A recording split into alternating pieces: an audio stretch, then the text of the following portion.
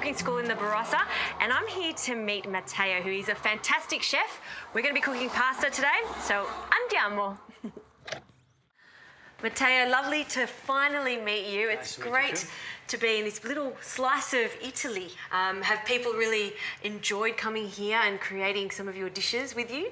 Yeah, they do actually. And for me, I always say that being in South Australia in the Barossa is make my job easier.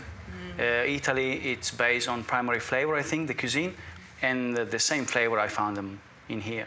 What are we making today? Today we're doing something that's very special, I think.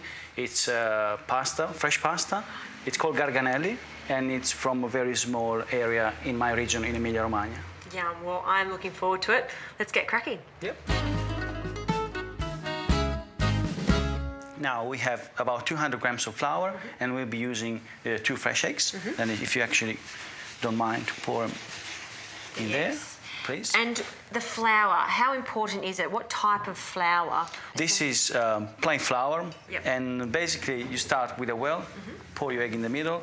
I'm using a fork just to keep my hands a bit more clean. You know, mix the egg and then start bringing in the flour. There's something so mesmerising about Italian food for me when I see how it's just simple. There's not too many ingredients. But, you know, it's easy. Cook good food with good ingredients. You don't have to be a magician. You don't need too much technique. Now we're using a scraper just to get everything off the board. And then it's time to use my hands now. Basically, you have to squeeze everything together. I always say to people, do this quickly.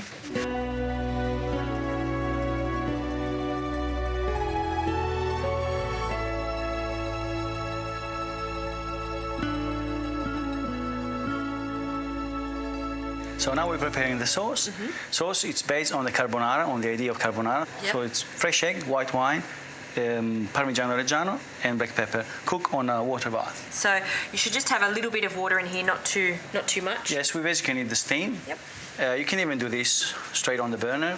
You need a bit more skills, maybe. Then you just have to whisk. And the trick is not to scramble this, is it? Yes. Not too hot, not too cold. So now you can see it's quite thicker.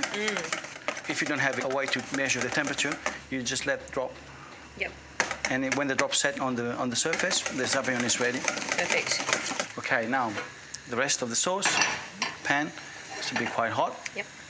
And then we cook our pancetta. There's just one thing that I like to use, it's bay leaf.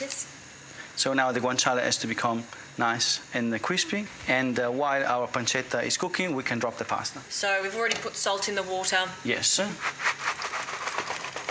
Just need to give a bit of a stir to the pasta to avoid the pasta to stick together.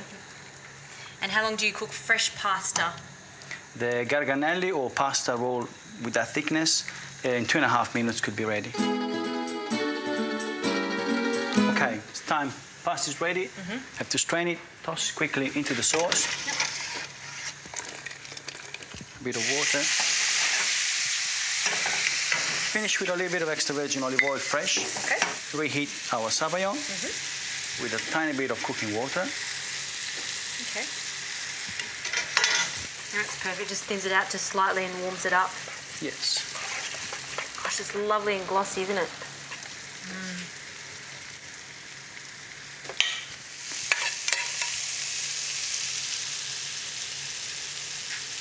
Deep fried basil to finish. I love the look of that. I have to try it.